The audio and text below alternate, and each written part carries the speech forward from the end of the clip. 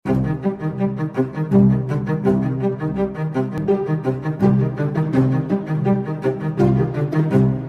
Hello friends, welcome back to my YouTube channel. तो friends, आज एक और लेके आ चुका हूँ मैथमेटिकल इक्वेशन, मतलब कि जहाँ पे मुझे सॉल्यूशन करना है डिफरेंशियल इक्वेशन का प्रॉब्लम। तो फ्रेंड्स, ये रहा जो प्रॉब्लम मुझे सॉल्यूशन करना है। तो सबसे पहले मैं एक प्रॉब्लम को एक और बार लिखूंगा। तो मुझे सॉल्यूशन करना है D Y by D X equal to E to the power X into E to the power Y minus X square.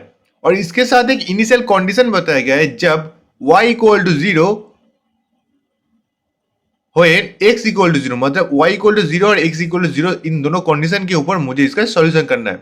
और सॉल्यूशन करने के लिए सबसे पहले मैं लिख लूंगा, मैं सॉल्यूशन कर रहा हूं इसका, जो है dy by D X equal to, मैं लिख सकता हूं इस चीज को e to the power y into E to the power minus X square. मैं e को दोनों हिस्सों में भाग कर लिया।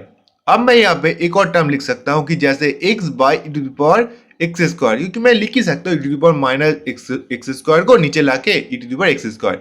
अब यहाँ पे देखो, मैं यहाँ पे y और x के फंक्शन को अलग अलग करने वाला हूँ, मतलब कि dy by E to the power y equal to, अब यहाँ पे x by E to the power x square dx। देखो ध्यान से, मैंने y और x का दोनों का जो फंक्शन है मैं पूरी तरीके से अलग अलग कर लिया, इसलिए मैं डायरेक्टली यहाँ पे इंटीग्रेशन लाऊंगा, और इंटीग्रेशन लाने की वजह से यहाँ पे प्लस c कांस्टेंट आएगा।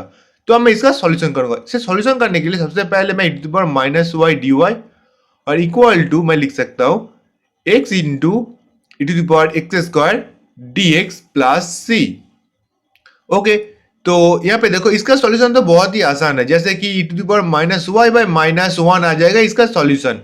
सो इक्वल टू, इसका जो सॉल्यूशन होगा थोड़ा कॉम्प्लिकेटेड होगा, इसलिए मैं लिख सकता हूँ let E to the power x square equal to T. मैं एक और फंक्शन पकड़ रहा हूँ, आप चाहे तो कुछ और फंक्शन पकड़ लीजिएगा। तो मैं यहाँ पे लॉग लेके आऊंगा, तो लॉग टी इक्वल टू, यहाँ पे देखो एक्स स्क्वायर डायरेक्टली आ जाएगा। तो अगर आपको ये पता नहीं कैसे आता है तो मैं दिखाता हूँ। देखो log E to the power x square को मैं लिख सकता हूँ एक्स स्क्वायर लॉग ई।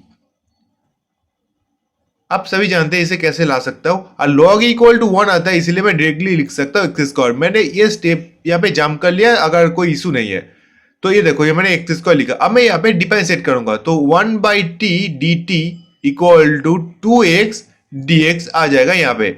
अब मैं यहाँ पे एक्स डी एक्स के बदले, एक्स और डी एक्स के बदले यहाँ पे जो मैंने टी का जो फंक्शन पकड़ा है वो लिखूंगा।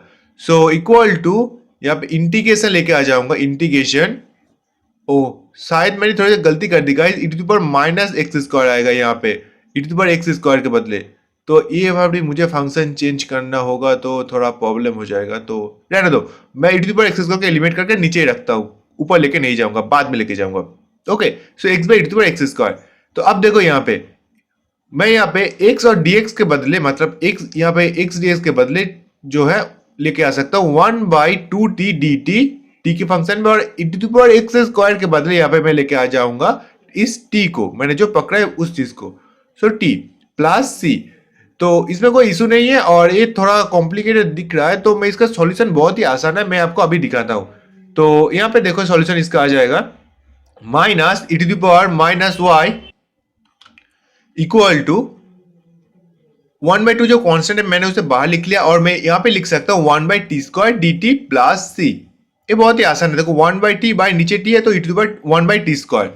अब मैं यहाँ पे E to the minus Y को one by E to the Y लिख रहा हूँ, तो half into integration T to the minus two into D T plus C. और T to the minus two d t का integration हम सभी जानते हैं, जो आ जाएगा यहाँ पे half into t to the power minus one by minus one plus c. Okay, अब मैं यहाँ पे एक और लाइन लिखूंगा, यहाँ पे जैसे minus one by to the power Y equal to, minus को मैं सबसे पहले लिखूंगा half one by t to the power minus one को वन बाई टी में आसानी से लिख सकता हूँ प्लस सी। तो इसके बाद देखो यहाँ पे जो मैं लिख सकता हूँ, जैसे वन बाई टू टी के बदले देखो मैंने जो फंक्शन पकड़ा था उसे लिखूंगा, मतलब कि one by E to the power x square को प्लस सी। अब दोनों के हिस्से में देखो माइनस है, इसलिए मैं डायरेक्टली यहाँ पे प्लस का इस्तेमाल करूंगा, जैसे प्लस लिख लूंगा आसानी से।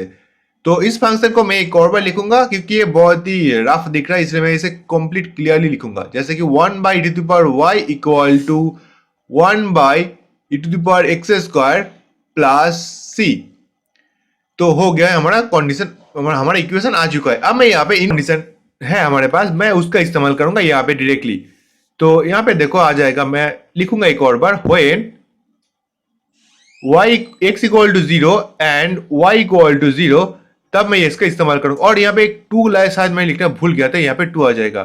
सो यहाँ पे आ जाएगा देखो e to the power 0 equal to 1 by 2 e to the power 1 by e to the power x square, मतलब x के बदले 0 तो प्लस c। तो इसको अगर ध्यान से सॉल्यूशन करोगे e to the power 0 equal to 1 आता है, तो इसे इसके वजह से 1 माइनस हाफ, मतलब कि हाफ। तो c का यहाँ पे वैल्यू निकल गया जो है हाफ। अब मैं यहाँ पे डायरेक्टली सी का जो वैल्यू हमारे पास है, मैं उसका इस्तेमाल डायरेक्टली हमारे इस इक्वेशन के अंदर कर दूंगा। तो इसका सॉल्यूशन आ जाएगा, तो इसका सॉल्यूशन आ जाएगा 1 by T power Y equal to 1 by 2 into T power x square plus C के बदले ये कंडीशन जो हमारे पास मैंने अभी कैलकुलेट किया वो है half.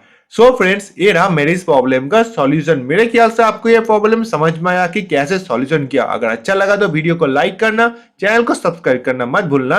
Have a good day.